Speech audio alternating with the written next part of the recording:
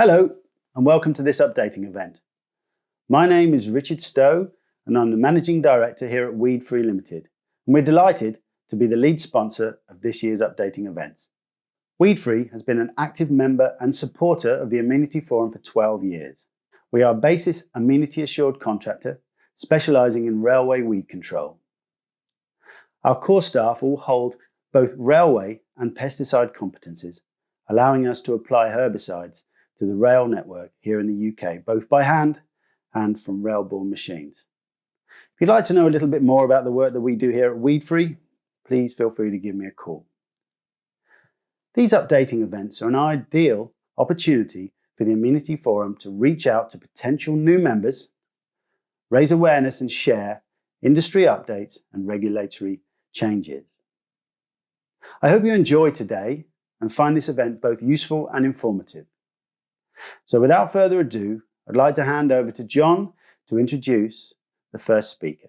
Thank you very much. It's great to be in Wales, although I'm not, because Alan Abel will remember that we were in a slightly different place last time that we had our updating event. But I want to feel as if I'm in Wales, so I thought I'd put the dragon there, and I thought I'd also put that there. Well done, Alan. And I thought I would also put that there because that will remind us of where we were a year ago.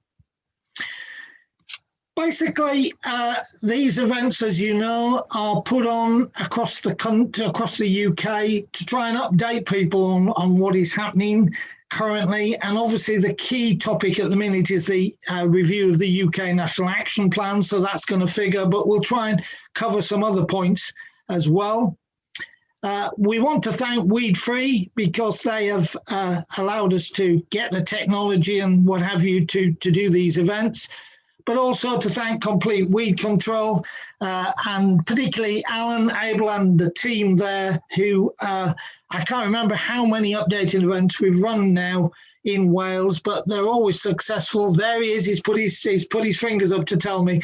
Essentially, we really are grateful for that support. And what I should mention is our support from the Welsh Government over the years, and particularly over the last 12, 15 months, we've been developing strong links with national governments, and Wales have been incredibly supportive, and you will hear a little bit more about that later on. Those are the dates of the events. The one in red has gone, as I say. We had that one on Tuesday. But you can see there are other dates down there, 23rd, 25th and the 4th of March. Despite them saying England, Northern Ireland, Scotland, that's the focus. But obviously, if you happen to live in another part of the UK, you're very welcome indeed in terms of joining those events. But it's just that we have a particular focus for them. And on the 4th of March, I'm delighted to say the Minister in the Scottish Government is going to speak to us as well. I couldn't have a presentation without that penknife. It follows me around everywhere I go. But essentially, I think for those who are not familiar with Amenity, that's there. I've had quite a task this time because as the policy for the National Action Plan is being set by new teams really within government in terms of DEFRA who are leading this, talking to other national governments, and that penknife has proved very useful indeed to them to try and explain what Amenity covers. Now, many of you on this Zoom will be fully aware of what I'm saying now, but just in case, we are the voluntary initiative, and because of the support of members, and we now have well over 100, both local authority and organisations, the voice of Amenity now, compared to 10 years ago, is incredibly strong.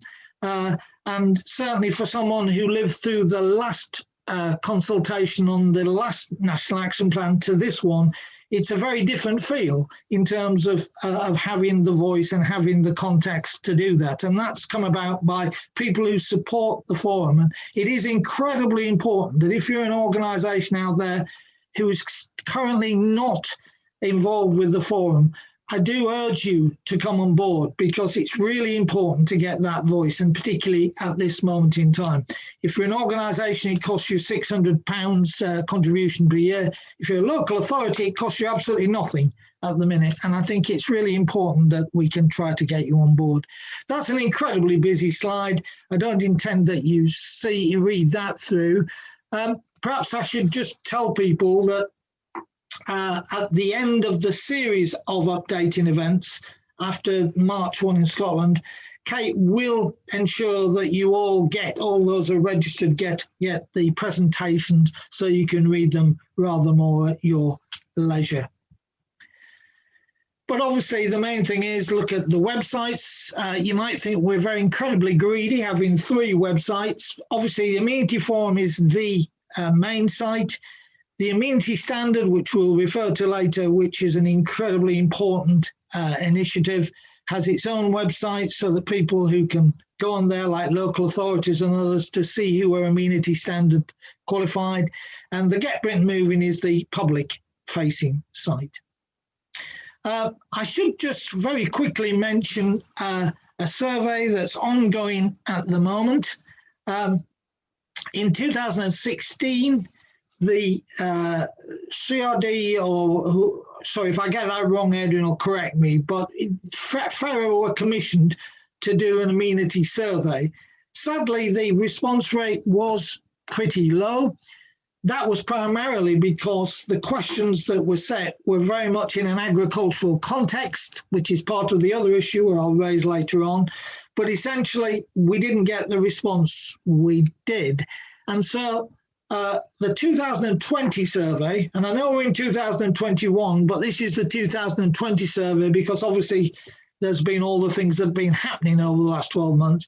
The 2021 survey is really important because people like me can tell ministers and politicians and others about the importance of amenity and why we need pesticides and in terms of our day-to-day activity, but they need hard evidence. So please, please, please, I think that link's been made available across our social media and whatever. Please do respond. They're particularly looking for responses from local authorities and golf courses and railways and highways, but they want responses from everybody. So let's make sure this year we really produce hard data, which will be incredibly useful for the sector. Just quickly now, on terms of what we're going to be doing today, in a few minutes, and I'm delighted, I'll introduce in a minute, Adrian Dixon is going to tell us where things are in terms of regulation, enforcement, and a few other things. I'll then, as I always do, put my context to that and try and pull out some of the main issues. We then have a sort of participative, I can't say it, a facilitated session where you'll all go into breakout groups and Kate will just allocate you there. We'll get some feedback from that and also time for questions to both Adrian and myself. We then have a presentation by Complete Weed Control, which is Alan Abel. I'll do a quick update on the Amenity Standard, and as you can see there, it's any questions. And then I would normally say lunch, and it's normally a really good lunch in Wales. I hope you have a good lunch at home this time, because sadly we can't do it. But next year, Alan, we'll be back in business, as they say. And none of my presentations would be complete without a quote. And I think perhaps in these times that we live, this is particularly apt. Someday everything will make perfect sense. So for now, laugh at the confusion, smile through the tears, and keep reminding yourself that everything happens for a reason. And there's always an opportunity to be had at the end of the rainbow. Right, that's my quick introduction.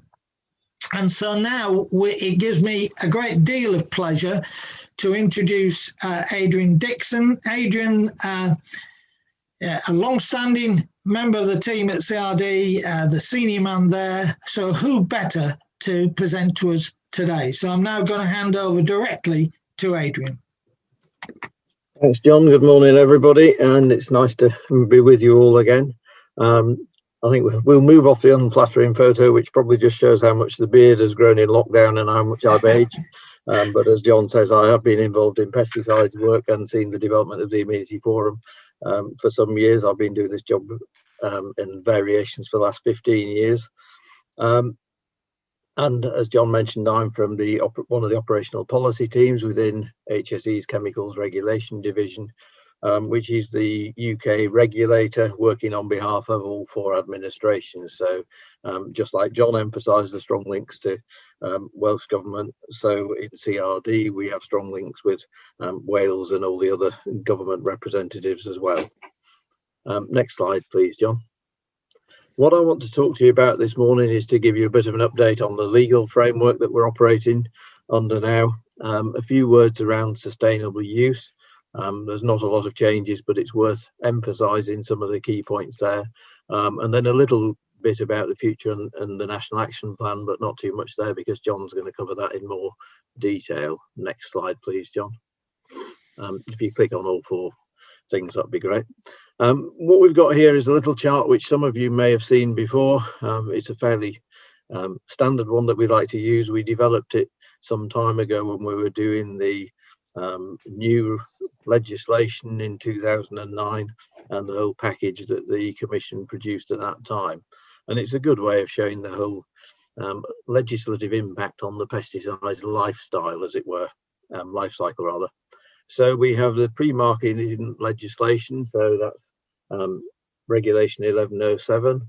We have all the things around use, which was the Sustainable Use Directive and the Machinery Directive.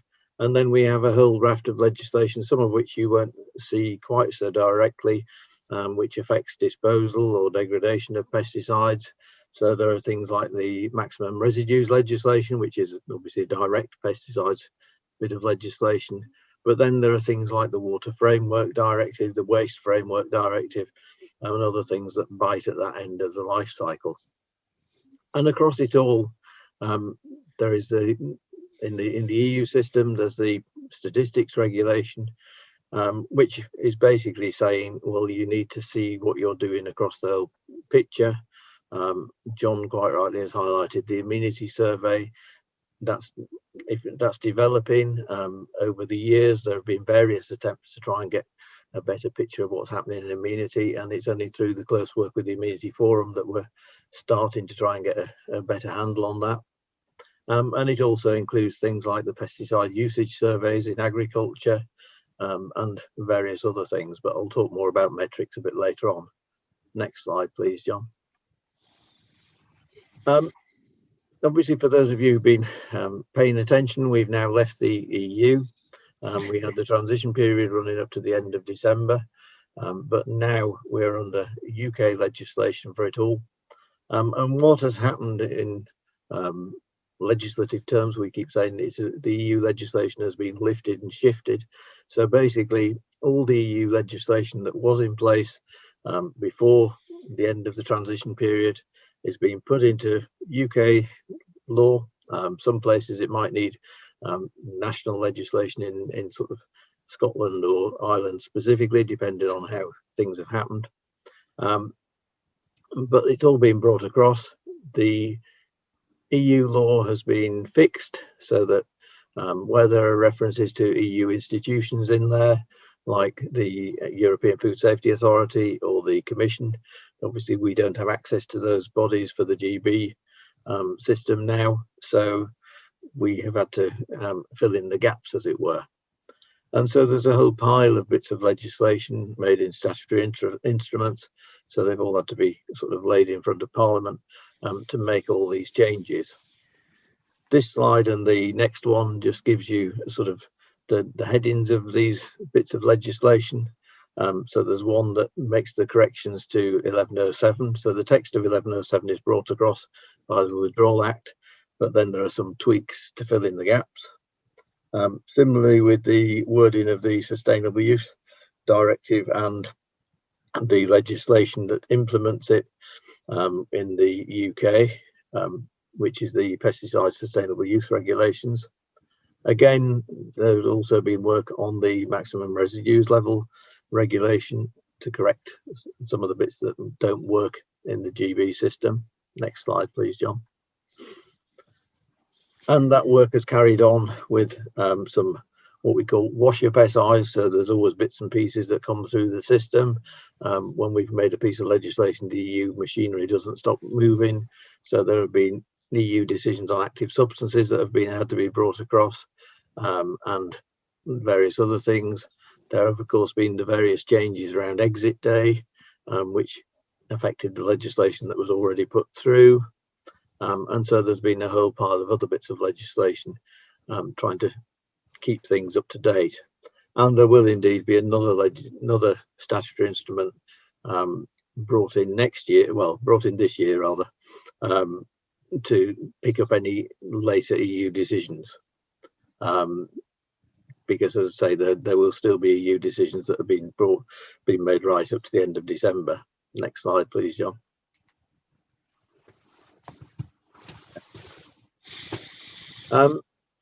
So basically, all the approved active substances in the EU that were approved at the time of the end of the transition period have been included in an active substance register, which is published on the HSE website. So that's the GB approved active substances.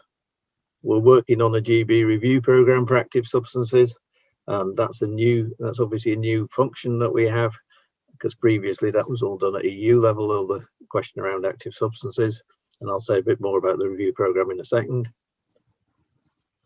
We can review active substance approvals at any time if there's new evidence that raises concerns about them. But in general, all active substance approvals that were due to expire before December 2023 have been extended for 3 years so that we can actually get a review program in place. Next slide, please, John. It is quite a key piece of work and needs doing sort of fairly swiftly. We can't obviously just wait for 3 years and then decide what to do with the review program. We need to get on with it now, and we are doing. So we've started our internal thinking around it, and then we'll obviously have further internal thinking within government before consulting the wider world as to what should be done. But our main aims with the National Renewal Programme is that it's effective, manageable and proportionate. We don't want to come up with a programme that we then have to keep extending approvals and extending approvals. That's not good for anybody. And as I say, we need to make sure that it's resourced properly. There are a number of ways of doing review programmes rather than just the chronological one that the EU system does, which basically just knocks things off by date, and in doing so could potentially leave a chemical on the market that is sort of more risky than the one that's just been knocked off. So there are various ways of cutting the cake there, you know, reviewing actives by class of chemicals across legislation, by function or whatever. So we'll be thinking about that. Next slide, please, John. Thanks. Product authorizations, again, nothing changes for the products that you're using. Existing authorizations carry on and continue to be valid in Great Britain and Northern Ireland. Anything that we now issue as authorizations will specify whether they're valid in Great Britain or Northern Ireland or both. And now that we've got past the end of the transition period, applicants will require the chemical companies will require authorization under both GB and Northern Ireland regimes to access both markets. We're not changing the data requirements for companies who make applications for product authorizations, and you know, things that we've already had in have been processed as usual. Next slide, please, John. So to make it sort of simpler for users and for enforcement, we're trying to maintain the map numbers common on the products. We want to have common labelling. There may be divergence between the GB and Northern Ireland system because of changes in expiry dates in active substances, or if we take different decisions, or if we take a decision at a different time to the EU, and that will impact on what is actually on the label in terms of conditions of authorization and map number, and behind the scenes with things like data protection periods. Next slide, please, John. So in summary, now basically we're in a new independent regulatory system in Great Britain, England, Scotland and Wales, and we're taking our responsibility of our own decisions on pesticides. And there are certain things within the legislation that ministers in all three administrations wish to see before we make decisions. So there's a different decision-making process there. But in essence, everything in terms of approvals, authorizations, MRLs carry on in GB. I've mentioned about the sort of active substance extension, and we will set MRLs for GB based on our own assessments, but all existing maximum residue levels remain valid until they're amended. And the bottom line there, which has disappeared off the screen, actually just says that Northern Ireland will be staying in an EU system. So we have to apply our GB system for GB products and active substances, and then apply the EU rules for Northern Ireland things. Next slide, please, John. Just to give you a quick word on sustainable use, and John will go into more detail on some of these. There are a pile of domestic environment strategies that dictate what government wants to do, or governments want to do on sustainable use of pesticides, particularly things like the Welsh Minister's Natural Resources Policy, and similarly all the other environmental plans and strategies that sit around GB and UK. There are other headline things on carbon net zero targets and domestic biodiversity targets. So all these things drive what happens with pesticides use policy. Next slide, please, John. The sustainable use legislation itself, in general, basically what it's trying to do is reduce risks and impact on your health and the environment, and promote use of IPM, which includes use of pesticides, of course, and alternative approaches or techniques. And we've got within the national legislation now this requirement for ministers to draw up national action plans, which we'll talk about a bit more shortly. Next slide, please, John. Just a reminder of the basic requirements in the legislation. They haven't changed. There's still this emphasis on training, but continuous professional development is recommended, and that's an area that's picked up in the draft consultation document. Sales of product, buyers have got to make sure that the end user has a certificate, and distributors have to have certificates to sell product. Application equipment, there's still the requirement for getting things tested. If you can ride on it, you get it tested. And also the need for regular calibration, which is obviously good practice anyway. Next slide, please, John. And some of the harder bits from an enforcement point of view and a sort of behaviour point of view, we've got to take all reasonable precautions to make sure that things are actually applied to where they're supposed to be and demonstrate due diligence. You've got to protect water, which is a very significant issue and has very demanding standards. And again, the whole driver on the use of IPM and how you take that forward. Next slide, please. And you can go to the next one as well, John, thanks. That was the current National Action Plan, and these are the priority areas in it. So improving practice in the amateur and amenity sector, which I say we've been working very closely with the amenity sector and the amenity forum, and indeed have our own amateur liaison group as well, so working closely there as well with various stakeholders. Protection of water is a continuous theme, and there's various drivers around that. And again, integrated approaches, making sure that pesticides are part of a range of control measures, and that there is enhanced understanding of integrated approaches, and maximising the effectiveness of any research into these areas and sort of knowledge transfer. Next slide, please, John. As has been highlighted, and as John will talk about it in more length in a minute, there is currently a National Action Plan consultation document out. This is UK-wide and has been developed by all 4 administrations. DEFRA is acting as the coordinator from the consultation point of view. It has some the main high-level aims are still sort of pretty much as you would expect and hope. And it sets things out in sort of areas of key goals, which are continuing robust regulation, supporting uptake of IPM, ensuring safe and sustainable use of pesticides, reducing risks and improving metrics and indicators. And this is why things like surveys and actually gathering more accurate and robust information around sector uses and practice are so important. And ensuring that government works effectively with others, like the Amenity Forum and other bodies, to deliver the NAP goals. As I say, it's a UK-wide consultation, and it's developed to apply to all pesticide users. The consultation is being done through Citizen Space, which is an online consultation platform, and basically has a number of questions, and you can answer as many or few questions as you like. And I think there's a catch-all question at the end for anything that hasn't been picked up in there.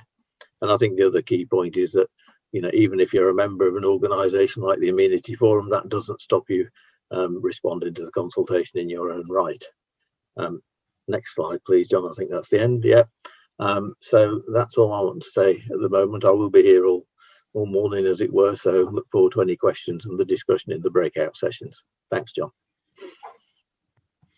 Thank you, Adrian.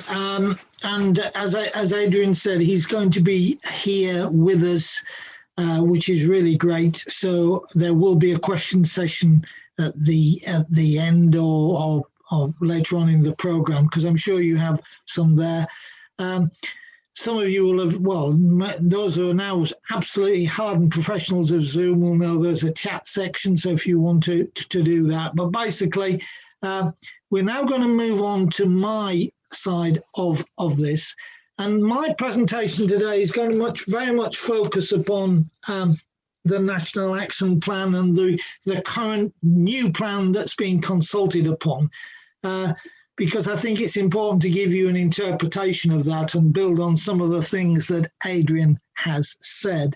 As I've said earlier, this is a UK-wide National Action Plan. It's being driven by DEFRA, but it has to get the consent of all the national governments. And in fact, each national government will implement it once it is agreed and there. The consultation process is ongoing, but I will refer to that in a moment. So basically, why a new National Action Plan? Well, obviously, the last one was some while ago, and it was drafted in relation to sustainable use when we were under the EU. So this is now probably required for us to sort of to have a greater plan, maybe to pick up on some of the things that have worked in the existing ones, some of the things that haven't worked as well. And it's in line with the various plans. So obviously, in terms of this event today, it's in line with the Welsh Minister's natural resources policy. So that's quite an important driver for where we are going. And as I say, it is a consultation on behalf of all 4 national administrations.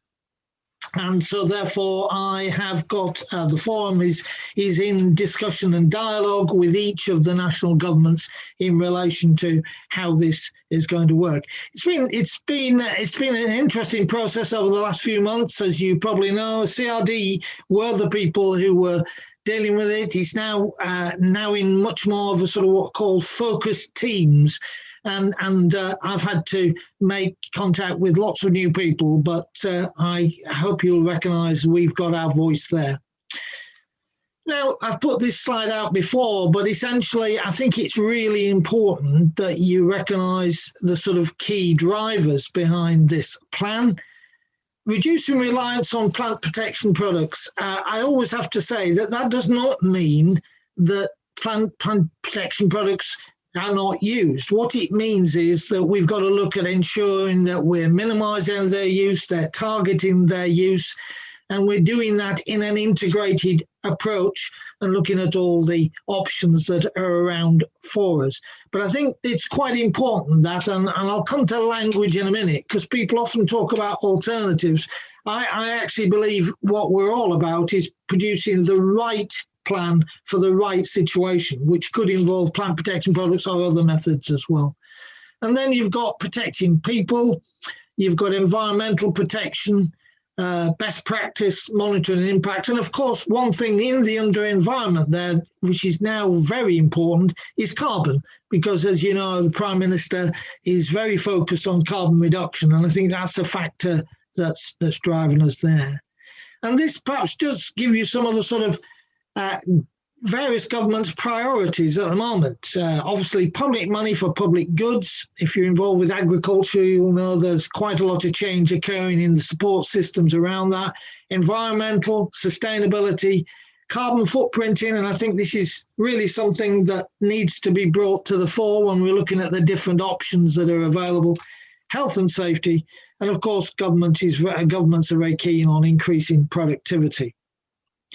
And of course, we'll all now have to deal with that word called economic recovery, which is going to have a major impact on all our lives in terms of where we go. So, and I'm sorry, some of these slides are quite busy, but if you focus on the highlighted bits, it'll probably make it easier. But in the actual consultation document that came out a little while ago, and responses I think have got to be in by February the 23rd, these are the 5 key sort of areas that they focus along in terms of doing this. And I want to look at each one in turn. So first of all, ensuring continued robust regulation to protect our health and our environment.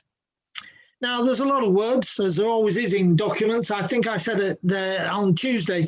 I remember, though, the last consultation document on the National Action Plan, I found it great. If I couldn't sleep on a night, I used to start reading it and went to sleep.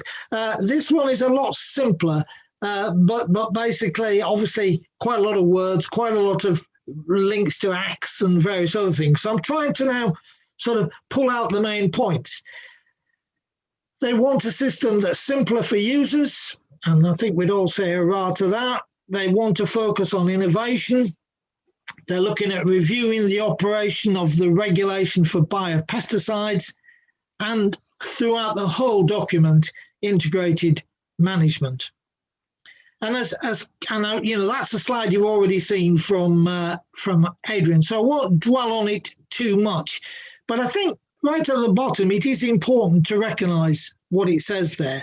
Active substance approvals due to expire before December 2023 will be extended for 3 years to allow time to plan and implement the regime. So any active or product that is out there that's due to expire before 2023 is going to get a 3-year extension, unless, of course, something really untoward happened, and then obviously CRD would have to trigger a review. So, you know, an active that is always of interest in Amenity is glyphosate. And so I think it is, again, important to emphasise to people that that current approval will be extended until the 15th of December 2025 in Great Britain, because as Adrian said, there are some sort of subtler changes around. But that essentially is the case. And so I know people have been querying that. I think it's important.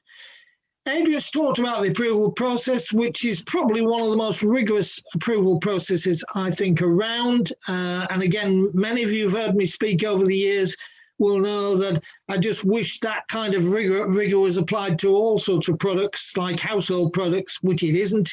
So I think we're always at a strong point, despite what people will say.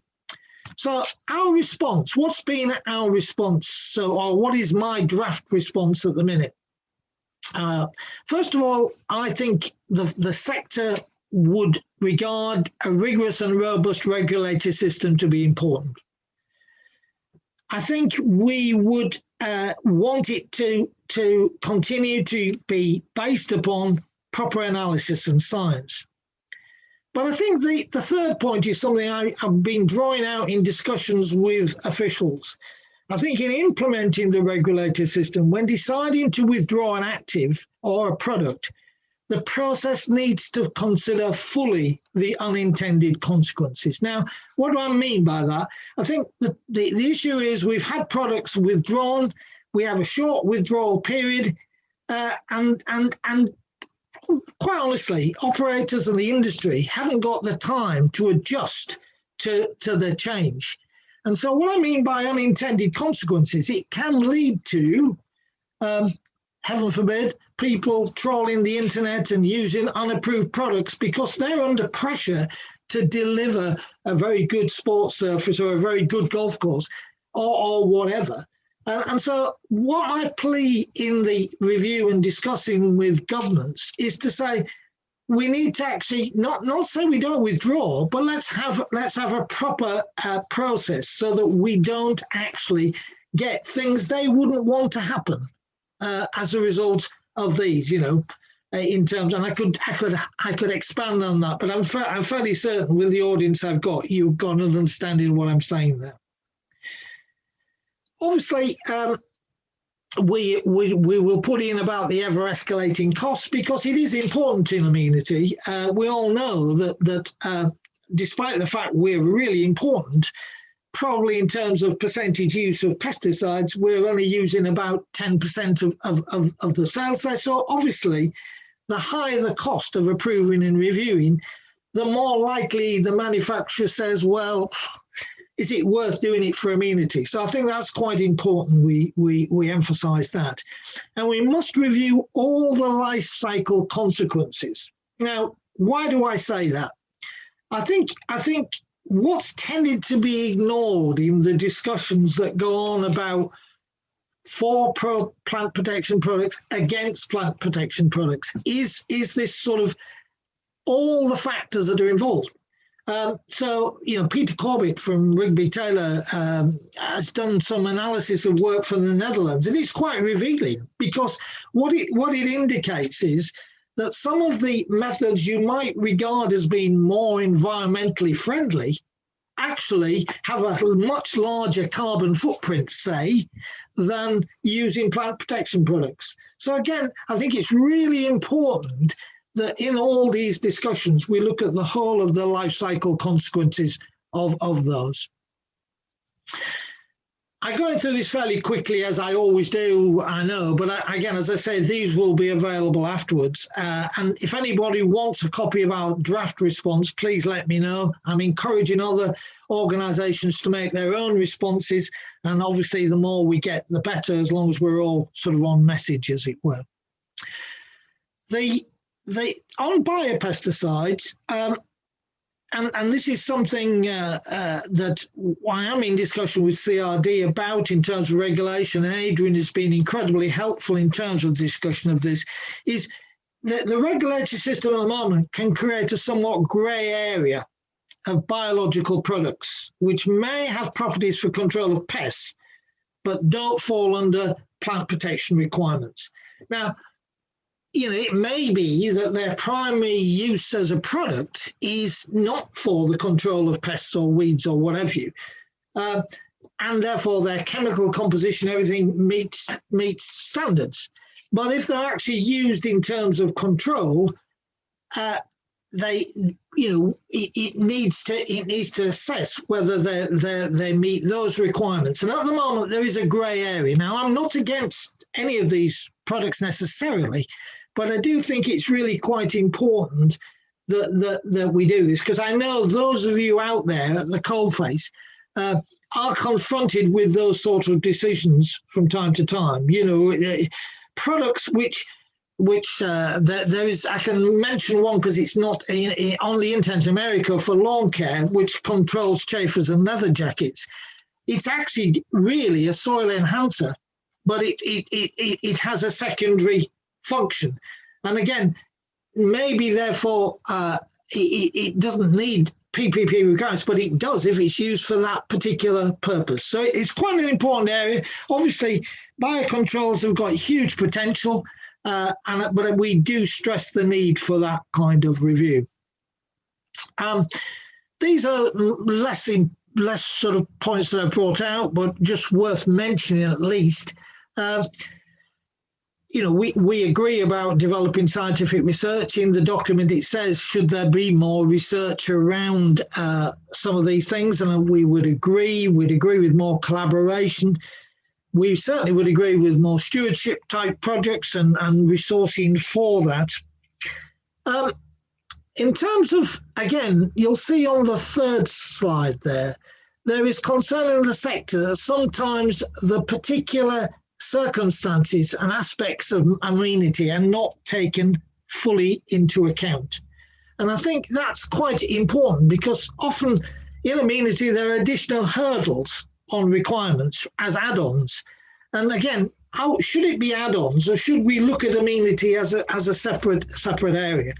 And then these additional registration requirements, which can come in terms of a particular product, which may make it not useful for that. I mean, I think it was Mark Diath talked to some while ago about a product which you couldn't use because children might roll on the grass, and he said, I don't think many children will roll on golf greens. But it's about trying to get this level playing field that we're trying to put together there.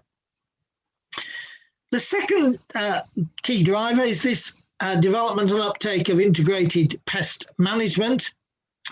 And it says in the document things like they're going to work with stakeholders to make sure that IPM really does get taken up, and this whole issue about it being a major opportunity. And then they produce this diagram in the consultation, and I don't like this diagram for a number of reasons. First of all, it's a triangle, so it's actually tending to imply that chemicals are the last resort, rather than an integrated approach looking at it in there. And also they use the word chemical. And I think I can understand that, but equally I find that quite difficult, because it tends to say chemicals are something very different. Now, most of you don't do an analysis of your body or everything else, but chemicals make the world go round. We're all made up of chemicals. So I think, it's important. And what I'm suggesting, and I've actually had quite good discussions with the work group that are looking at this, I think integrated is more of a circle. It's more of saying, looking at all the techniques, whether it be cultural, physical, mechanical, biological, whether it be the use, and I use that word chemical because that's what they're doing. But as I say, I find that quite a difficult term, but it's about creating the right approach. So if you're looking at, if complete weed control are looking at a park, they may well want to treat that park in that city in its different areas in very different ways to meet what the requirements are in a sustainable way.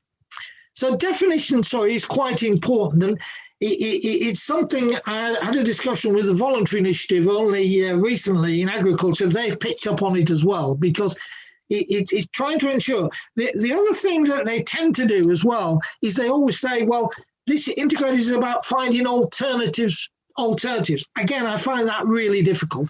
It's not about finding alternatives. It's about finding the right mix. Certainly looking at all the options and not just going to the pesticide, but it's about actually using them in the right way.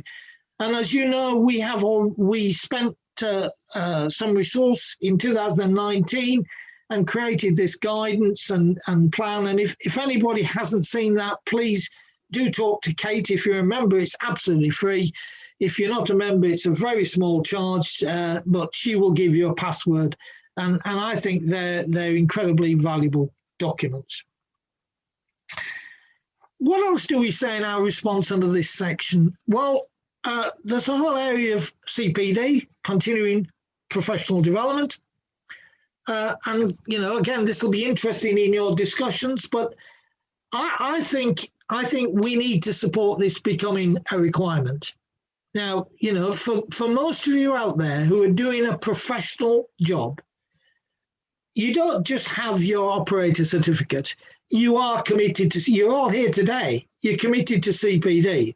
So I think we need to stress that, because that means those who don't get committed to CPD, who perhaps have never done any CPD, we don't want them in the sector anyway. Now, I know there's all sorts of other things around, therefore, then how you get points and others, and that's the discussion we're having with BASIS, Lantra, City and Guilds and others. But the reality is, I think it's something we need to support. And we need to support, and probably the main theme that runs through my response is the amenity standard should become a requirement. And secondly, we need better enforcement. And I talked to somebody the other day, an MP the other day, and he said, I've never known an organisation asking for more enforcement. And I said, we want it, because basically those who are operating at professional standards want that, because we can demonstrate then that we're doing a good job. I think the other thing, just linking back, and this is slightly out of order, but linking back to IPM, I think it's also important that we stress to those policymakers, integrated has been in the mindset of amenity for quite a long time. In some ways, we're ahead of farming in relation to that. So I think it's really important that we stress that. And as again, it's been quite interesting. I submitted a paper as part of this build-up to the consultation document, and it was quite interesting that they came back and said, we didn't realise the sector was advanced as it is. So that gives you an idea of where we are, and communications is vital. I'm rattling through.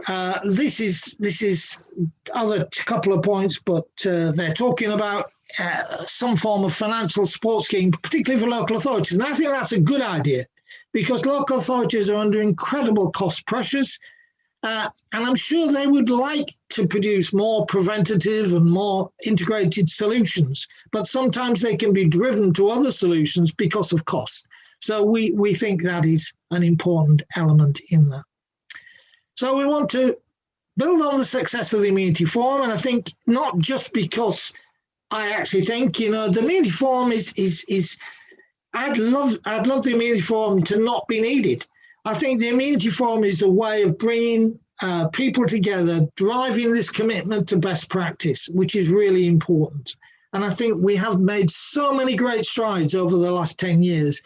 But it's really important that those now outside of the forum get involved with us, not for no other reason that I think it then demonstrates to government and others that we're actually a serious sector. Introducing the amenity standard as a requirement, and actually making a case for greater enforcement in there. Now, this is not a criticism of Adrian and his team at all. It's about saying, because they need resources to be able to do it. But I think it's really important we do that. There was a case in Ireland where the sprayer testing was not taken up a couple of years ago very well. There was a couple of enforcement cases that were quite prominent. What happened? Sprayer testing shot up. So it's quite important, I think, that we support getting more resource for that. The third area is ensuring those who use plant protection products do so safely and sustainably. So this is about the operators.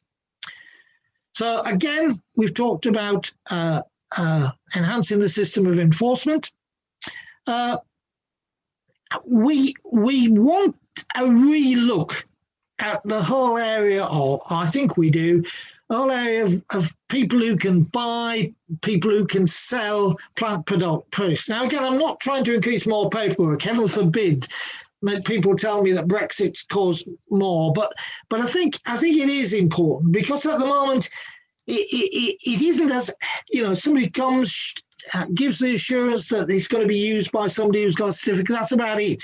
So again, I'm not necessarily putting forward a view of how it can be done, but we do think that needs to be there. We want to make sure that pesticides classified for use for professionals, I've lost my voice, can be there. And we want to work with partners to provide clear messages for amateur users. And we've got within our forum now, some gardening organisations, I'm delighted to say, people like RHS and others who support us. And I think that there's a case there, and we'd like to work with people to produce better there. And this one just says, we emphasize again carbon footprinting, which is an important element of where we are. Because that agenda is around, and I think sometimes we talk about the negatives related to plant protection products. There are some positives, because sometimes positives give a much less carbon footprint in terms of their use than other methods that could be there. Communication in our sector is always an issue.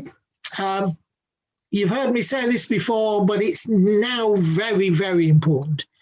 We do talk to ourselves a lot, but we need to talk to the public, and we need to talk to those who are outside. Now, I often make this plea, but I say to people, you've got councillors, you've got MPs, you've got whatever. We've got lots of support materials. Let's really up our game in terms of how we do that. And we're trying to do that. We've got a public-facing project ongoing at the minute, which we're trialling in Cambridgeshire, and we hope to extend across the UK. But it's really important that you help us in doing that, because that is actually what really matters. You know, it's very easy, isn't it? We're all very busy people. We're all working, and it's always a problem. You know, I talked to somebody the other day. He was actually maintaining something, and oh gosh, he said, I wish the public wouldn't do this. We need to also make sure they're aware of the consequences of what they do. What happens in Amenity impacts on every UK citizen every day, seeking to create safe, sustainable, healthy spaces fit for purpose.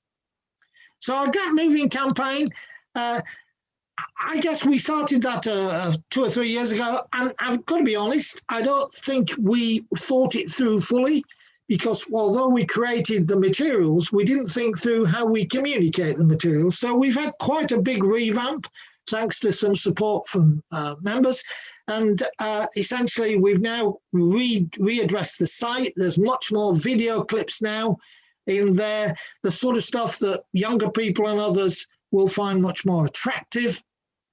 And essentially, as I say, we're now looking at how we can engage much more positively with general media in terms of getting those messages over.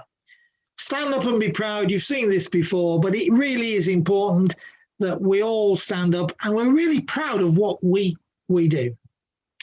And we need, as a sector, to absolutely and utterly get behind the Amenity standard. Now, I hear people say to me, oh yeah, that's fine. When it becomes a requirement, John, we will get involved. Frankly, that is not good enough. We need to be able to demonstrate now that we hit professional standards. So to hold the standard, you have to be a member of a recognised assurance scheme. If you are a member of a recognised assurance scheme, you can display the standard. And we need to do that large and proud, because that is a really good demonstration. Again, talking about a discussion with politicians and others, they like this idea because they understand the red tractor. They like the idea of the Amenity standard. So please get engaged, and there'll be a bit more on that later on. We've talked about requirement, we've talked about that, so I don't know. There's quite a bit about advisors, and I've had to explain to them that in Amenity, it works slightly different to agriculture. In agriculture, you tend to have an advisor, then you have somebody who operates. In our case, as we all know, a client might well look to either the distributor or the contractor to give the advice as well as the operation. So, you know, there's an issue around that. But again, there is merit for advisors having more qualifications, and again, we need to hammer that out and discuss that together. I think I've covered most of that, so I can just move on. I do want to just come back to the Amenity standard, and if I repeat this more than once, I'm sorry, because I actually think this is the game-changing moment in our sector. If we tried to do this 10 years ago, it would have been absolutely no good. This is now the time for us to be able to really demonstrate that we're a professional body. And if you recall, all you need to do is be a member of an approved assurance scheme. There are currently 3: Lawn Assured, Amenity Assured and the PCA Code of Invasives, but there are two that are now just gone through external audit for golf, greenkeeping, and for sports surfaces. Those have been fully supported by Bigger and the sports body, and basically why we will give them a launch, but we're just waiting a bit, obviously, because of the circumstances we're in. But that will then give comprehensive coverage. So there is no excuse for anybody not being a member of the standard. I just wanted to quickly mention a few other things. Sprayer testing. I think sprayer testing is something that we've talked about on these events.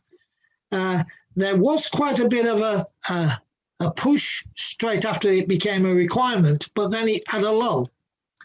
And I again, in the last pesticide forum report that went to government, the numbers had gone down. Now, we explain this by saying that, it's the 5-year period and all the other things. But the reality is we all know there are sprayers out there that should be tested that have not been tested. And I think that beholds us all. And again, that's a discussion that's going on now with NSTS and BASIS, City Hills and Lantra about how we can actually increase that particular area of requirement. Another bugbear for me is that some sprayers you buy, which come imported, don't meet the standard when they arrive. They're brand new. So again, there needs to be much more tightening up there. In amateur products, I know some people would say, let's ban products for amateurs. I suppose I'm slightly biased because I'm a big vegetable garden grower, and I do quite like to be able to buy some of the products. But I think essentially there needs to be a revamp of the system. If I go into a garden centre and I pick up a product, whatever it be, for pest control or whatever, and I go to the counter and say, can somebody give me advice? 9 times out of 10, they'll say, oh, yes, we'll have to contact somebody in head office. If you don't mind waiting, we'll look it through. That is not good enough. And there may be a case for, if I want to buy one of those products, that somebody asks me whether I understand what I'm buying and what it's for. So I think that's important. And a local amnesty scheme we do support for householders for all those products, because, again, being an amateur vegetable gardener and proper gardener, there are people I know who put their containers in all sorts of bins, which they shouldn't do. So again, let's not totally attack them, but let's do something really sensible about it. The fourth one is to set targets to sport. I'm coming to the end, you'll be glad to hear, but it's important to say there is the issue about targets. And they say they want to establish a set of clear targets. Now, again, most of the response that I am giving to them is that I don't have a problem with targets, provided they are around amenity use and they're not agricultural targets adapted, because that doesn't help me in terms of getting there. We're all for scrutiny of our sector, but again, we need to be working in a sector that is understood. And that if the last 12 months have proved anything, I think they've proved how essential amenity management is. You're part of the essential services that have kept this country going. So, the fifth and final one is to ensure effective work with others to deliver the goals. I'm up for that.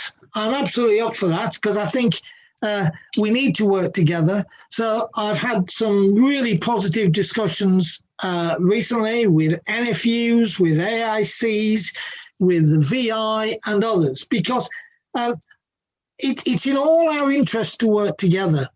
Now, in the past, I'm going to say it, in the past, there has been a tendency for us to, certainly in agriculture, say, well, yeah, agriculture is really important. I think the last 12 months have changed the agenda a lot in terms of where we are. So I'm all for working together and pulling this together, because if we don't, we won't achieve what we want to do. I'm going to mention this. There is a DEFRA-funded integrated pest management project going on. They've appointed ADAS to be the consultants. And I did write out to all the members asking you to put your names forward to be part of those focus groups. And I can report to you that you have responded magnificently. And in fact, now Peter Corbett contacted me yesterday to say, I've tried to get on and I've been turned away. I'm in a waiting room. I'm in the waiting list. Thank you very much indeed for that, because it's really important that stakeholders give their perspectives. I will not be there because I say these things a lot, but it's important that you do. It's equally important that you give balance. Now, I'm going to say it. There is a lobby group, which some of you will be aware of, who are making a concerted effort to currently. And the view might be, and please, this is not to scaremonger, but the view might be, okay, we can live with plant protection products in agriculture, but let's get rid of them for amenity and amateur. Okay?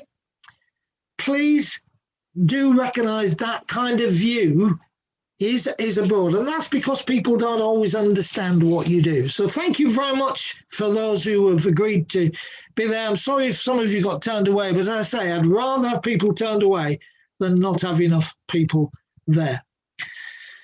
So as always, I've gone through that at breakneck speed. There's quite a lot of stuff there, and I've probably missed some things out, but we can pick those up on the questions that we have. Now we come to an interesting part. So I'm just going to check that Kate is on board. Kate? Yeah, I'm Hello, here. Kate? I'm here. Great, because I need Kate in a minute, because she's the one that's going to put you into breakout groups. So you will suddenly find there's only a few of you together. And then once the breakout group has finished, she'll press another button and you'll miraculously all come back together. The only slight downside of this is that we've worked out the groups in terms of those registered. So, for example, yesterday, I understood there was one group, there was only 2 of them, but they said they had a really good discussion. But some of you will be in slightly bigger groups. What I would like you to do, we're going to put you in a group for 20 minutes. Now, we normally say 15 minutes for this, but I thought if I build in 5 minutes, I can catch a bit of time in terms of breaks, because you can hopefully stretch your legs or whatever. If you do your work in 15 minutes, you can have 5 minutes to have a walkabout or whatever, and then we'll come straight back into questions. So I'm going to miss out the break as it were. What we want you to do when you are together for that 15 minutes together is to identify the key issues facing your organisations. You've heard from Adrian, you've heard from me, but what are the key issues facing your organisation? What are the key priorities going forward? And if you can elect a spokesperson or a chairman or chairwoman or whatever you want to identify 3 of those areas. Now, what I'm going to suggest is that you email those back to Kate after the event, because when we come to the question time, I've discovered to have a report back from each group session doesn't really work as well on Zoom, but we will pull out some of those areas in the question time, and Adrian and I will try and respond to them. But if you could email your areas after, that would be good. So I make it now 20 past 11. So you are going to go into a breakout group in 1 or 2 minutes. And then essentially, as I say, if we give you 20 minutes, that's sort of 15 minutes for your discussion, or you can have 20 if you like as well. But if you need time to as I say, stand up or whatever, please do. But we'll come back in about 20 minutes and there will be a warning on the screen saying you're coming back.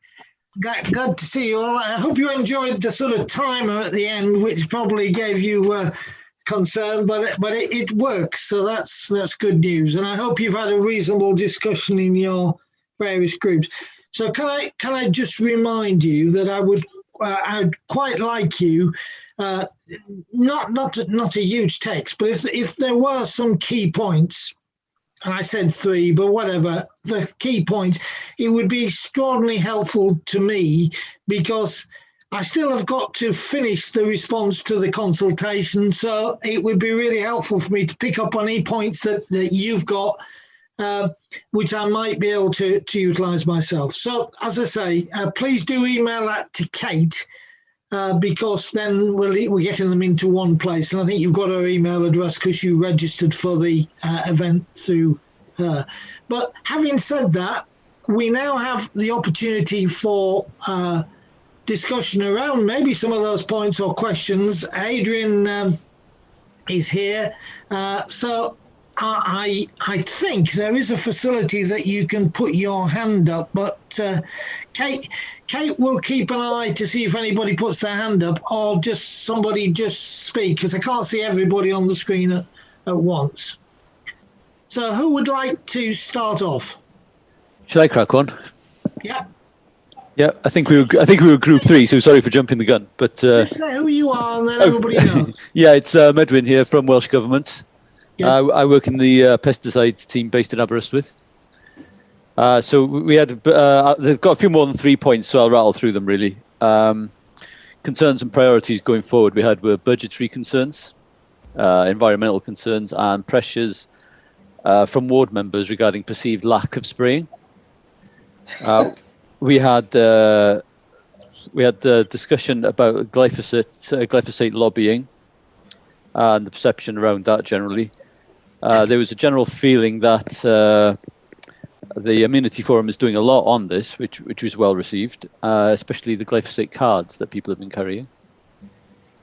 There was a discussion around insecticides, the lack of them, public awareness, barriers between sprayers and the public, and how useful it would be to have more public awareness on the general safety of chemicals, etc. So we had quite a wide-ranging discussion, really. So couldn't really stick it onto 3 points, unfortunately. No, thank you for that. I mean, one of the things that emerges from that is that in terms of public communication and other communication, I mean, we can do our bit, but something that I think may have been picked up, was certainly picked up on Tuesday, Adrian, was do you think you could, your website, for example, sometimes comes under fire. I mean, do you think you could do more in terms of helping with the communication side? I think it's the usual problem between government as to what's appropriate for sort of departmental website, like Medwyn's or Defbra's or, Scottish Government, for example, as the sort of ones who are setting the policy on pesticides and as to whether things are good or bad from a policy point of view, versus the sort of stuff that HSE puts on its website as the independent regulator. So ours has to be sort of the straight down the middle fact without the sort of, political direction unnecessarily. So I think, and I mean, the other point I made on Tuesday was the fact that there's obviously been an awful lot of stuff going on our website from a regulatory perspective as a exit. We've been working through some of that stuff. And there will be other things that we can sort of work on as we go through. I mean, we have it in the past, like now we've found the political communication. We did some years ago some stuff out about glyphosate when the IARC sort of recommendations were doing the round. From our perspective, there's sort of, that's done, but it's on there probably sort of as the original date. Whether that would get updated or whether it's something that departments should put on their website rather than us, is another matter. But it's an issue that we always have between us and government bodies as to who should put what where's the best place to signpost, for people like the Amenity Forum members to pick up. Yeah. Thank you for that. I mean, did communication come up in any of the other groups? I mean, it came up in ours, and there were some very good analogies that sort of members in the group were saying about how they, do take an approachable approach with the public. I think the other thing, it's that point about openness and transparency. It's a big issue. It came up in our group to some extent, John, as well. We were talking about communicating with stakeholders and general public in terms of them not actually understanding what you're trying to achieve, particularly general public. Don't understand. They have a standard response that they don't like glyphosate and things like that.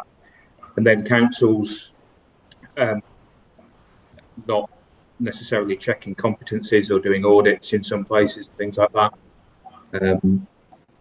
And also communication from CRD as to what is happening moving forward. I mean, we've obviously seen some slides from you today, Adrian, about what is happening, but as a distributor, then we are a little bit in limbo, I suppose, as to we don't know what we're going to be able to sell in 12 months' time, for example, and things like that. So they were the three sort of key points that came up in our group. Thanks for that, Ollie. That was Ollie from Agri, Jim. I think, Sarah, I see you've got your hand up, but if we can just quickly go back to Adrian, because obviously there was a point made by Ollie there at the end. I don't know whether you wanted to respond to that or not. No, I mean, Ollie's perfectly right. As a distributor, he's stuck in the middle of things, because obviously our main dealings are with sort of agrochemical manufacturers, approval holders, authorisation holders. And this communication down the chain is always difficult. I mean, the main point I would make is that, with all these sort of review things, etc., it's a matter about sort of giving as much predictability for the industry all the way through as we can. So I think that's the message, Ollie, is that we recognise your plight, and with all these things, the more predictability we can give through the chain, the better.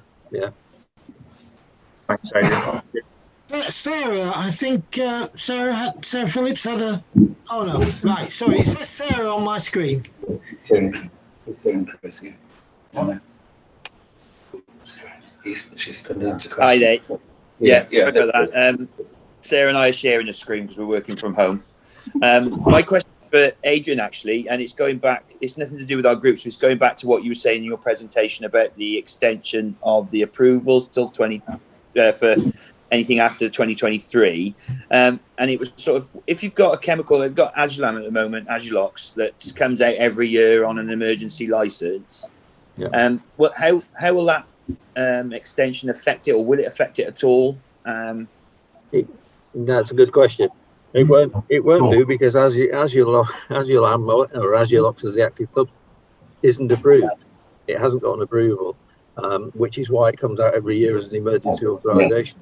Unless the data holder actually puts in a package that we can evaluate and get a sort of full approval and therefore sort of authorization for Azulam as a product, it would have to keep coming as an emergency authorization. So it doesn't affect it at all in that respect. So yeah, that's a good question. Can I ask, is it being reviewed for reapproval? I think it has been through the EU review, or I think it's going through the EU review process. But we would require a sort of application in GB now. Right. So yeah, no, it's not sort of as I say, it's going through the EU process, but we're out of that now. So it would need an application from the approval holder, the data holder, basically. Okay, thank you for that, Adrian. Are you saying that hasn't been made in the UK as yet then, Adrian? As far as I'm aware, it hasn't. But as I say, I may need to double check on that one, Ollie. But certainly at the minute, Azulam will be on another sort of emergency authorization request this year. I expect. Good. Have any other points, or shall I just pick on somebody and see what group they're in? Or I see we've got Brian Taylor on the line. Brian, which group were you in? I was in group 1, John. And who was your spokesman? Me. Oh, well, there we go then, Brian. Can you just introduce yourself, just in case people don't know who you are? It's Brian Taylor from the Knotweed Company. So we specialise in invasive weeds and plants of all types. One of our members, Ian, came up with the idea of having an online resource that we could direct members of the public to concerning glyphosate, which will give them facts at a level that was easily comprehensible.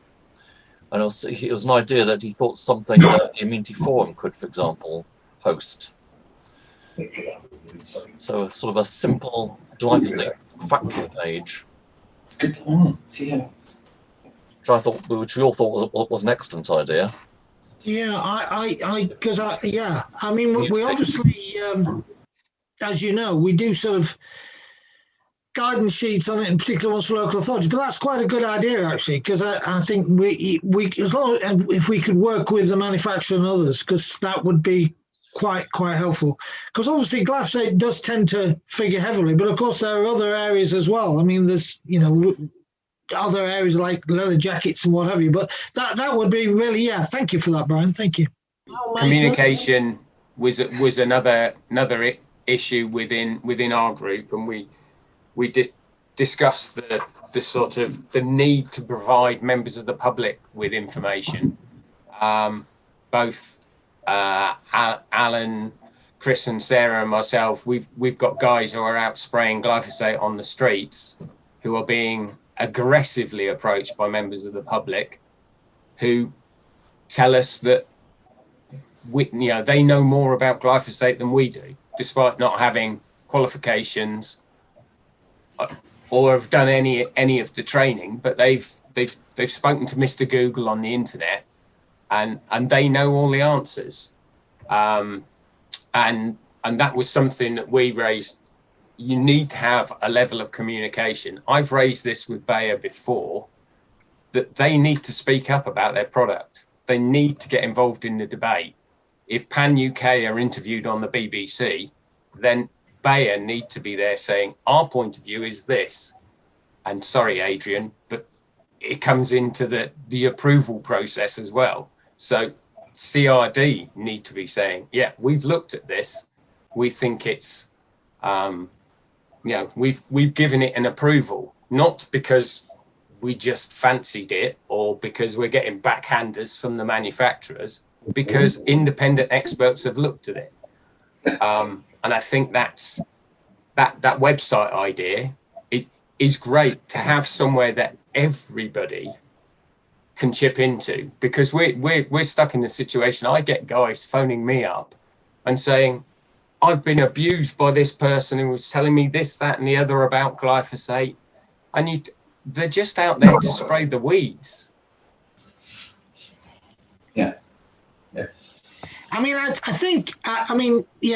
been thinking through all what you said. I mean, clearly you're right. Everybody needs to come on board, by the way, Al. And I think that's something that's really important to me. It's not just down to some of us.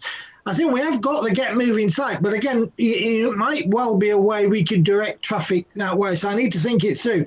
Just so people are aware, we are doing a pilot project at the moment in Cambridgeshire, which is about trying to engage with local TV, local radio, local media and everything, primarily about parks, because obviously parks are important. Why have we chosen Cambridge? For no other reason, we just chose an area. But we want to see, in fact, whether that model can work and get more prominence to because it says, as Al said, and I'm going to say it actually. I about a year ago, I got contacted by BBC Breakfast, who actually said, we're doing this feature on the use of, it was glyphosate, so I'll tell you that. And they said, so what would you say? So I actually sort of gave an idea of what I might say. And she said, okay, yeah, we might call you back. She never called me back because clearly what I said was not what they wanted. They were looking for more of the sensational stuff, and I was giving a more neutral view. So I think we've got to work harder, but equally I understand that, because if you're operating in Leeds or anyway, York or whatever, as you say, the public want those answers. So it's been a good topic to raise with me. Right, and we've still got a bit of time. Is there anybody else? Because I don't want people to leave this. Nobody's put their hands up, either because they don't understand the technology or they don't want to speak. But is there anybody out there who's got a burning point that they really would like to get over?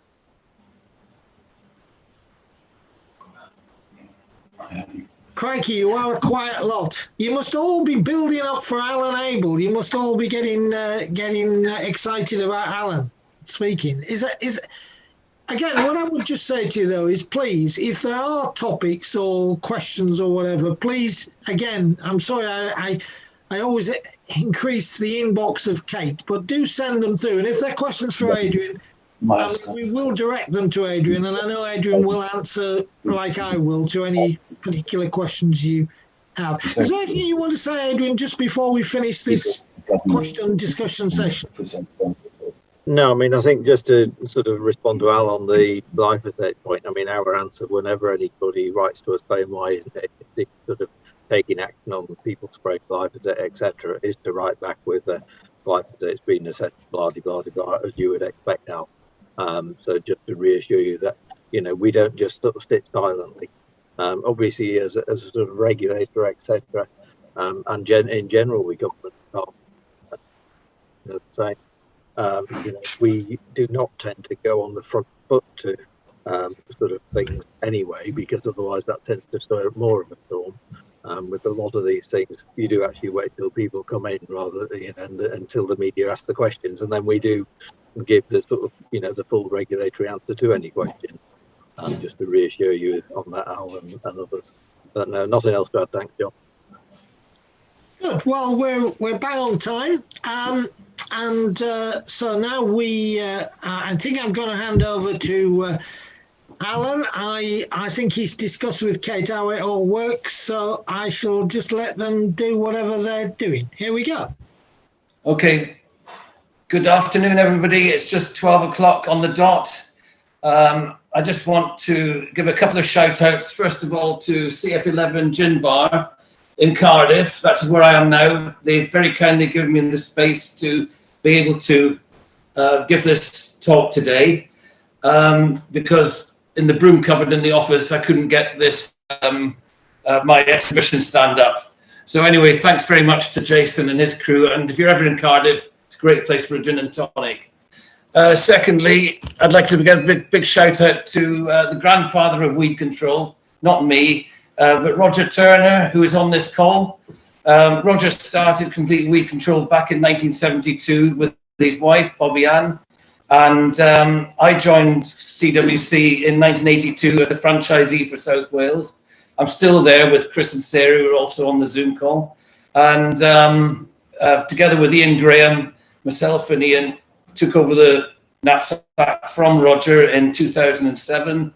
And that's where we are now. So that's who we are, what we do, and how we do it. That's what's going to be explained in this talk. So next slide, please, Kate.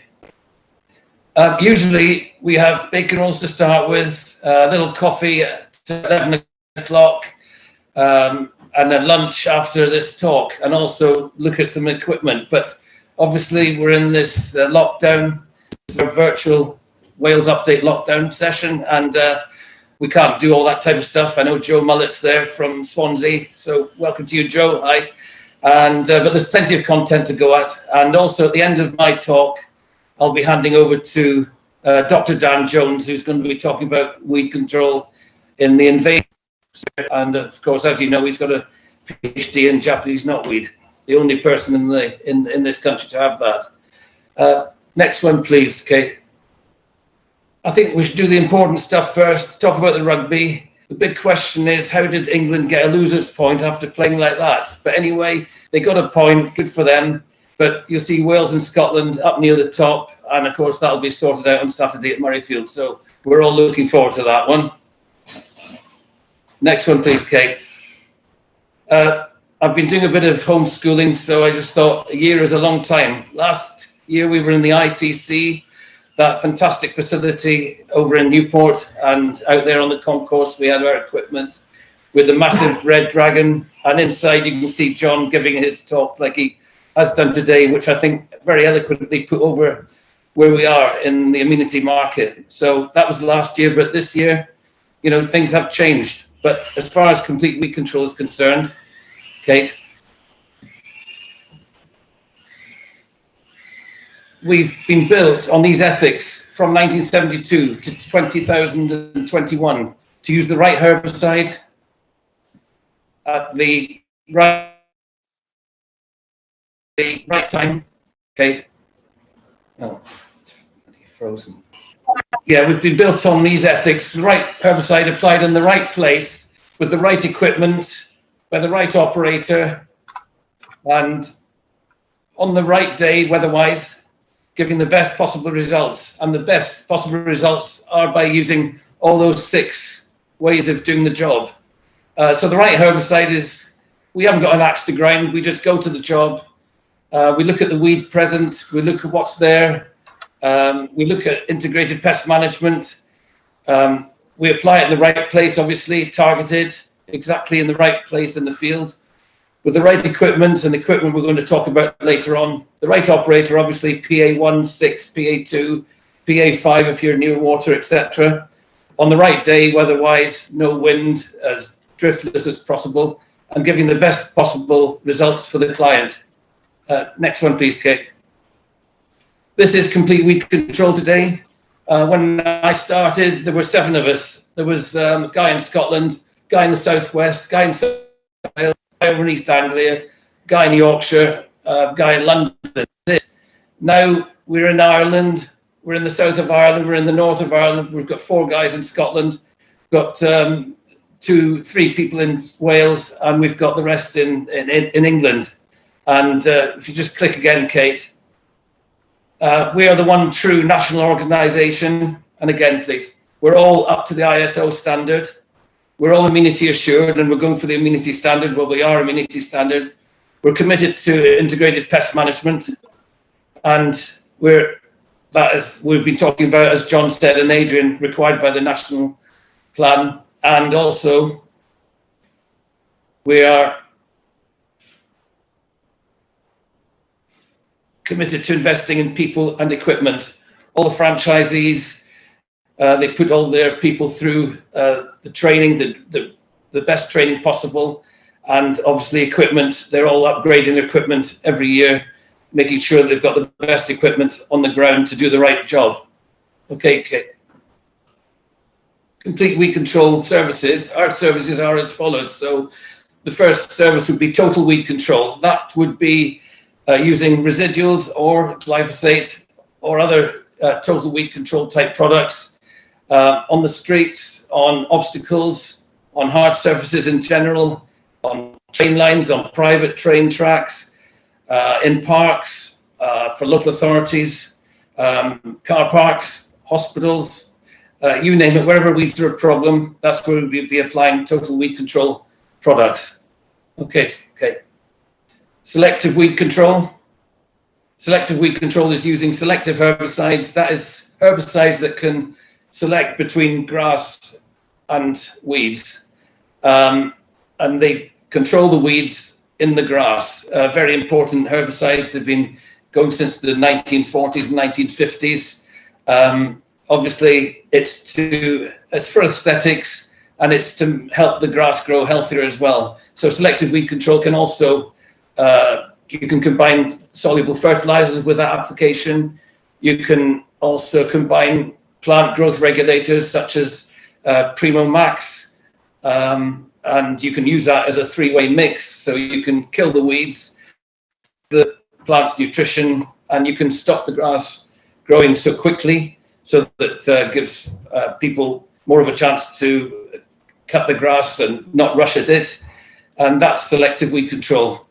And the next one, Kate, sorry about having to go through 7 slides, is fine turf. Fine turf is bowling greens, golf greens, cricket tables, and cricket outfields, rugby pitches, and football pitches. We at Complete Weed Control supply our services to some of the main football, rugby, cricket services, and golf in the whole of the countries in UK and Ireland.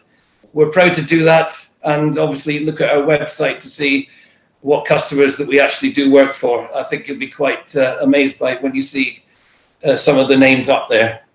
Okay, Kate. Fungicides, again, fungicides, we apply them on fine turf, and that's for control of fungicides like fusarium, take-all patch, and we apply wetting agents as well for dry patch, etc. So that's our fungicide dealt with. And the next one is biocides. We've been talking about biostimulants, etc. And certainly there is a big push towards biostimulants. I know some companies have bought over biostimulant companies in recent times, and this is going to be a big part of the service going forward. Okay, Kate. And aquatics has always been a big part of our portfolio, but we have had problems in the last few years. Well, the last 8 to 10 years when Casseron GSR was taken off the market. Obviously, that's led to a major build-up in weeds in slow-moving bodies of ponds and water. And I think we can use glyphosate on or near water, which is the only herbicide you can use.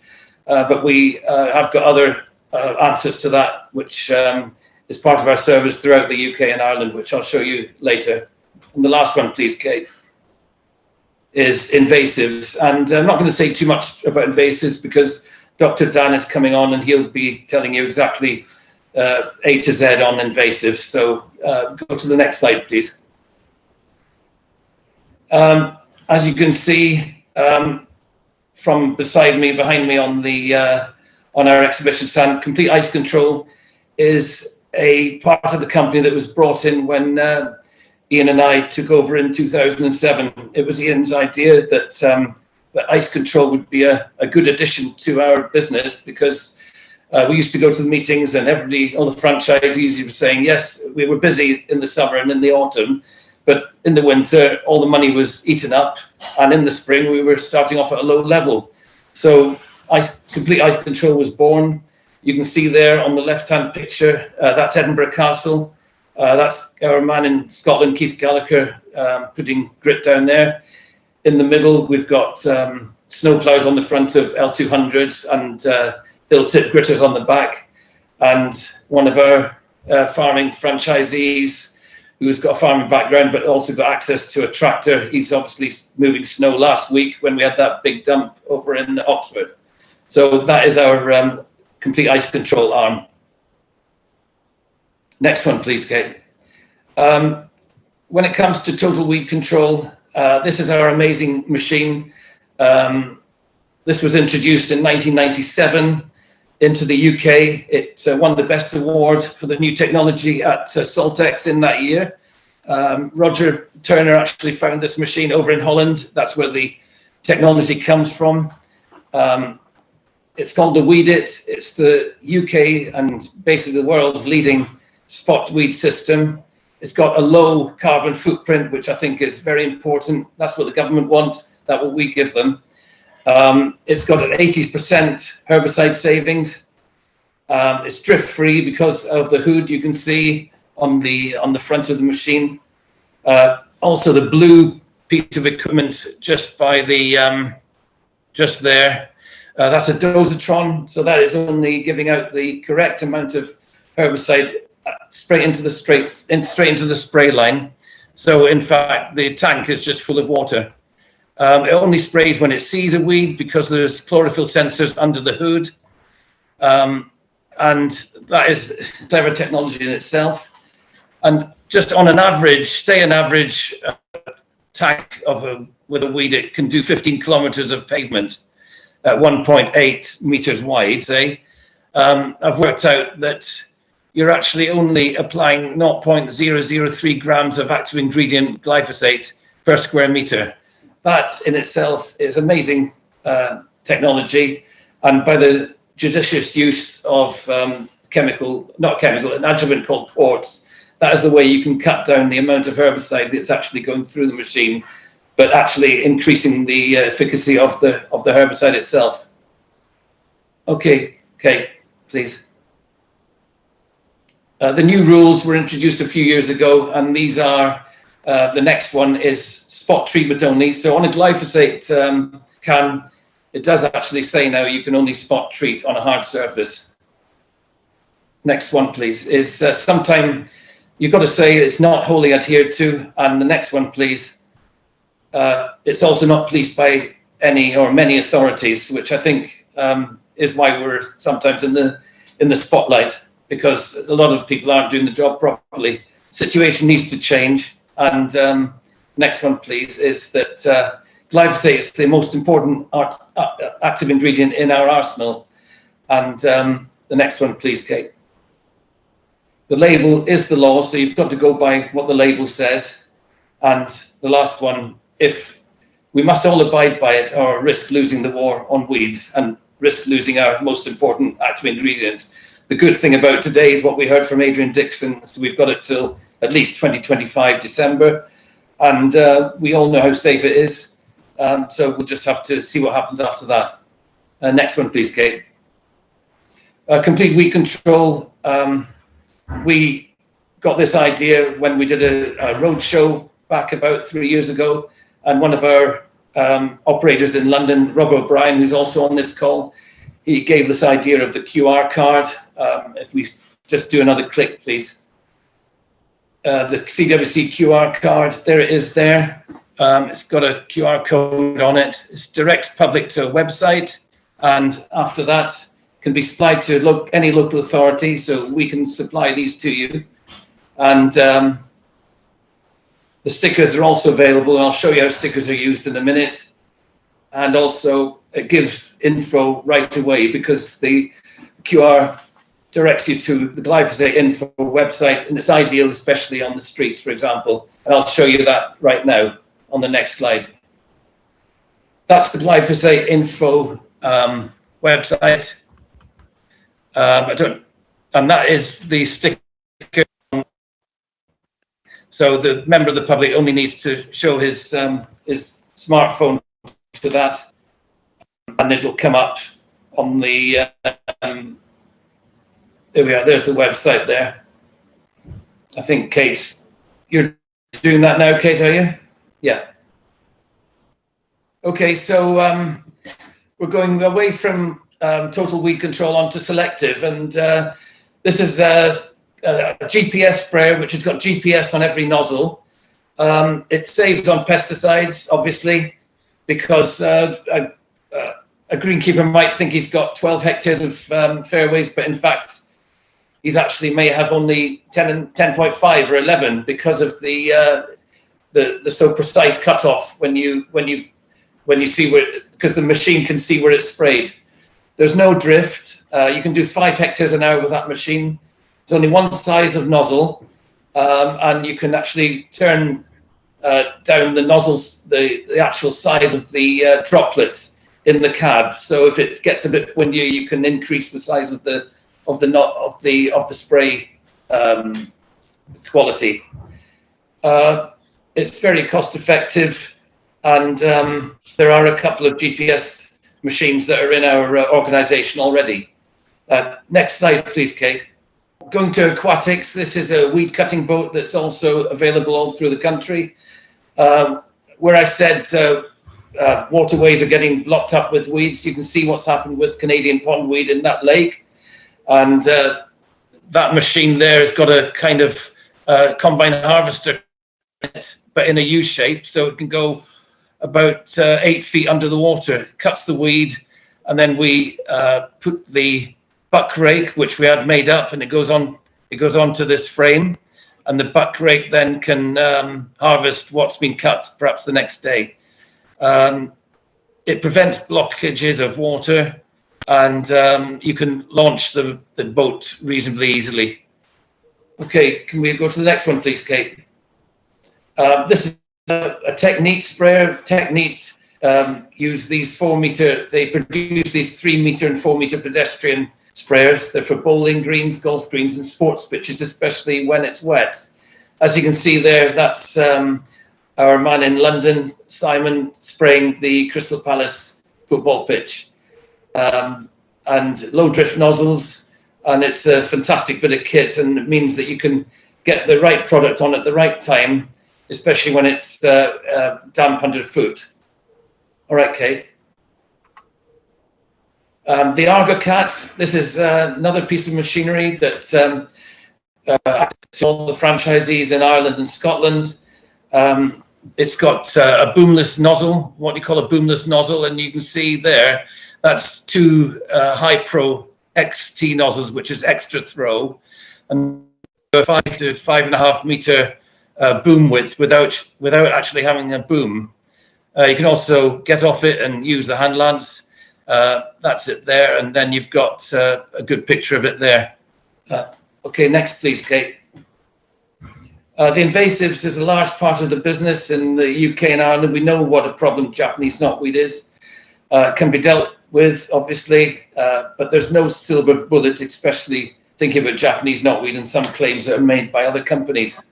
And if we just click away, Kate, we've got Himalayan balsam, which is a weed that is slowly again choking up waterways and watercourses. We've got giant hogweed, major problem health and safety wise with children if they get burnt by it, not just children, but older people as well.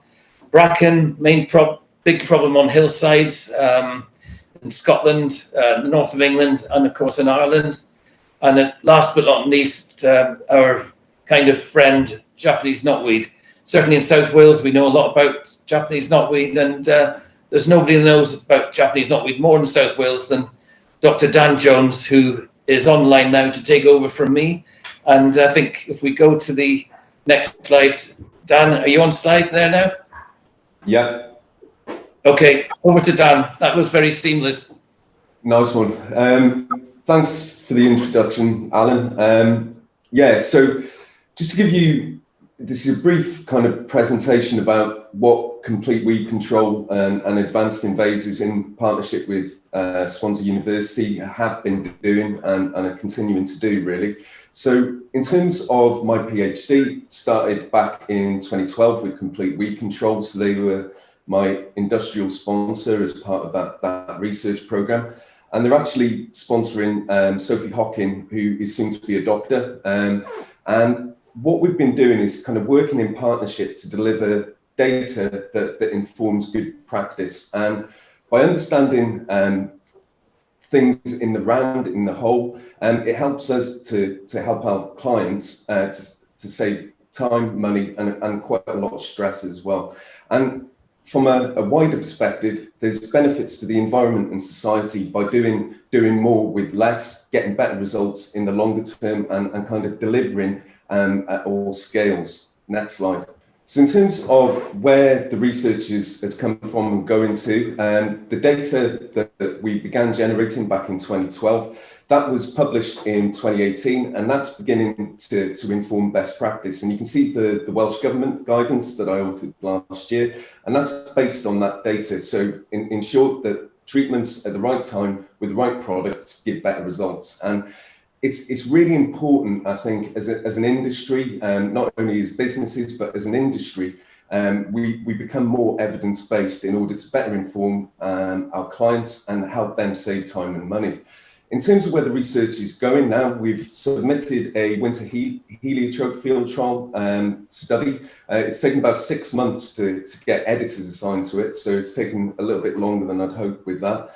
We've also got Himalayan balsam field trials that are just about to be published, and what that kind of focuses on is whether physical management methods are actually sustainable in any shape or form, because you're looking at about 20 times more time to undertake pull-in, for example, as opposed to follow your application of herbicide. And when you think about managing plants over really large areas, you know, these kind of considerations are really important from a business point of view, but also to inform potential clients and also large landowners. So it's really important that we understand the time component as part of the invasives management program.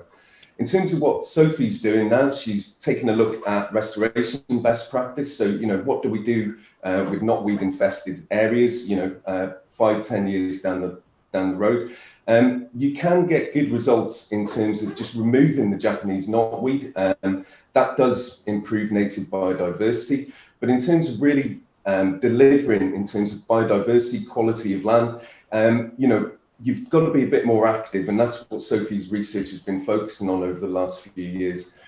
And I think perhaps the most important or most interesting from my point of view, part of her research program is what is green. There's an over focus on reduction of herbicide use as opposed to reducing carbon emissions climate change is probably the most pressing problem that we have collectively. And by avoiding the use of herbicide, using labour-intensive, carbon-intensive processes that are often ineffective, that isn't really delivering the sustainability that we really need. Next slide. So in terms of the species that I work on as a business, and Alan has got years of experience in managing, we have a focus on invasive non-native plants as an organisation. So Japanese knotweed, balsam, giant hogweed and rhodie are the kind of key four that we're looking at. Next slide. However, it's not just invasive non-native species that we're able to manage better for our clients. So you've got things like bindweed, bracken, horsetail, also the native hogweeds and docks and sycamore. But I think what the research and the long-running partnership has delivered is by focusing on very difficult to manage, often invasive non-native plants, we're able to apply those weed management principles more generally. And I think that's what doing more with less, evidence-based practice is all about. Next slide. So in terms of what we've been doing for our clients, and in partnership with Complete Weed Control, we deliver identification resources, which can be important in terms of identifying the weeds accurately before management. There are cases that we've seen where the wrong species has been sprayed, for example. Next slide. And in terms of, this is something that a lot of us already do as good contractors, but one of the things that people don't really understand when they begin management processes is how much work you've got to do. And this comes back to the evidence, the information, that we're better able to plan and manage projects, but also that the client actually understands the kind of workload that's going to be involved. So this is Network Rail. We were basing these numbers on their existing caseload back in 2018. But you can see that over time, the number of sites that you've got to come back to, admittedly, there'll be less Japanese knotweed at each site over time, but understanding the kind of workload over a long period of time is really important to deliver better results. Next slide. One of the things that we kind of take for granted, but a lot of people outside of the industry don't really, well, they just don't understand, is that, you know, weed management decisions, what we've got in our heads, needs to be unpacked quite often for our clients. And again, this is a Network Rail case study, and it just shows the kind of decision-making process that we take for granted, but large organizations really need to get a better handle on in order to manage their weed problems better. Next slide. So just in terms of what we're doing now, we've got industry-leading surveys, so GIS, CAD mapping as a service. We've got management plans, so not only invasive non-native species, but also your native invasive plants, particularly for me at the moment, field horsetail. So all species, all scales. We've got evidence-based recommendations, which does set us apart from some organisations that are more anecdotally driven. We've got practical, cost-effective focuses on our different weed targets. And we were also able to supervise all methods, all scales in terms of remediation, control and management. So that's me done. Thanks a lot for the time today, Alan. Appreciated. Pleasure. Thanks very much, Dan. Thank you. Good to see you. Thanks, Kate.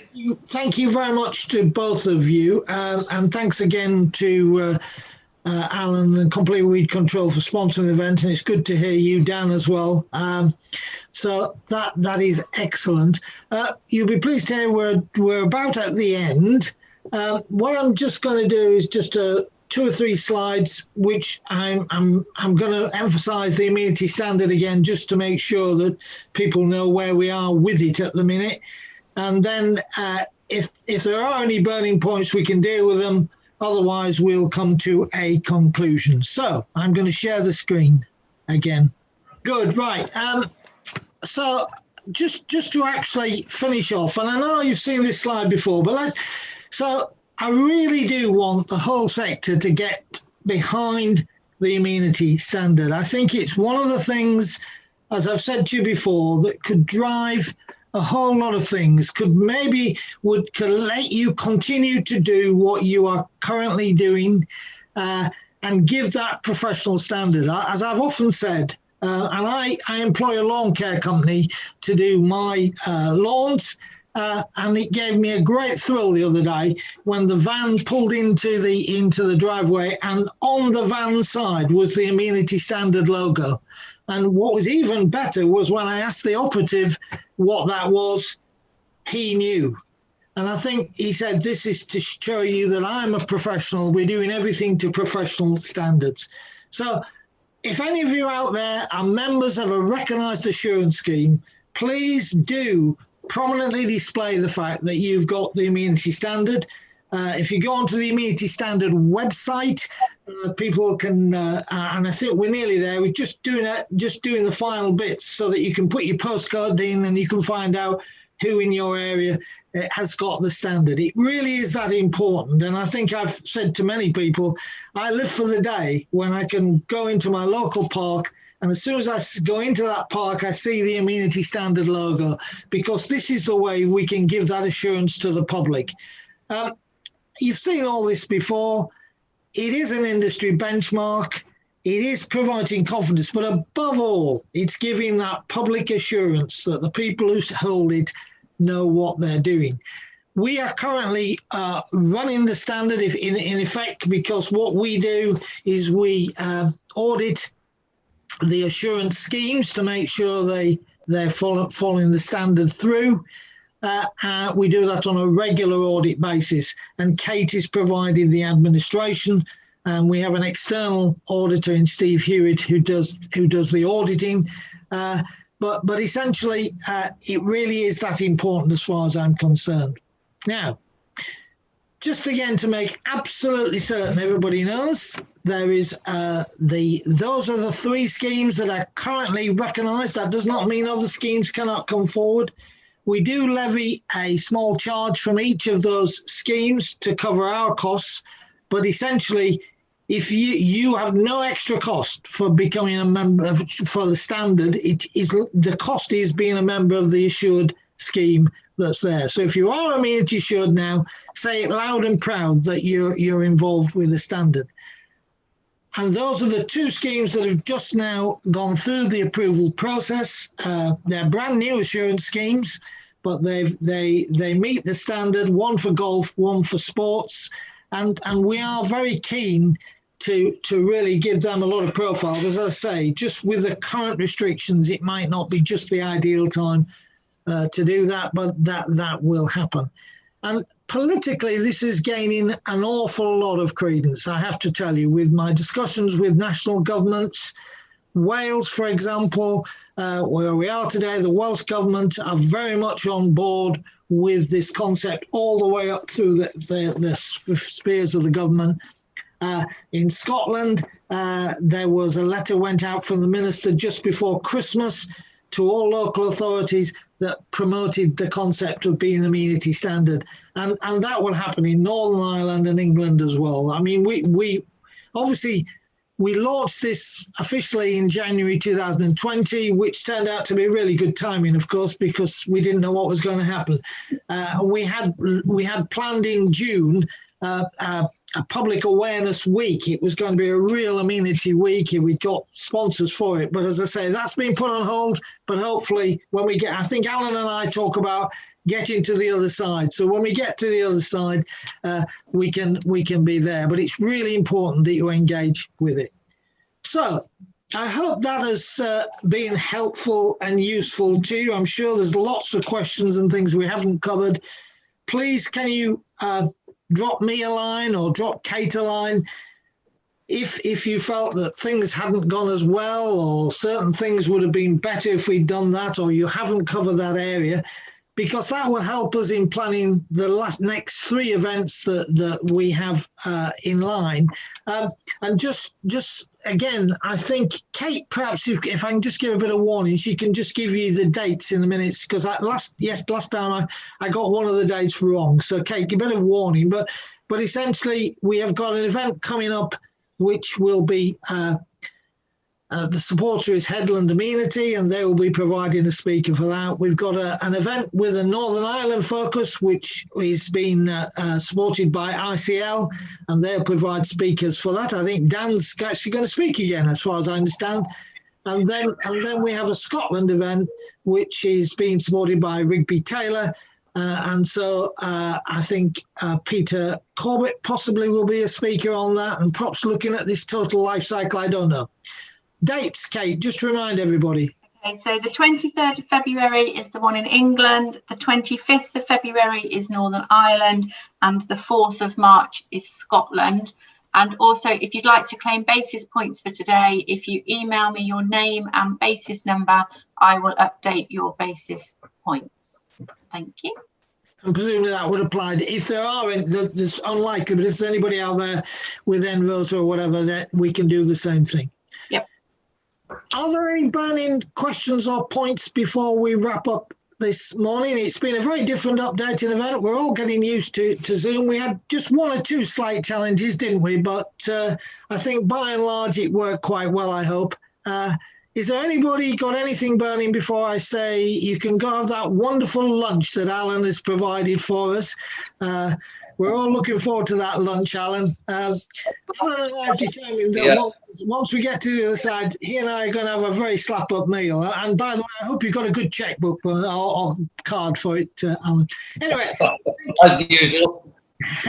Thank you very much indeed, everybody. Have a good rest of the day. And thank you, Adrian, in particular as well for speaking. And Adrian's trudging through all of these with me. So I look forward to seeing him again soon. All right. Bye. Thank you. Cheers. Bye. Thanks, everyone. Cheers.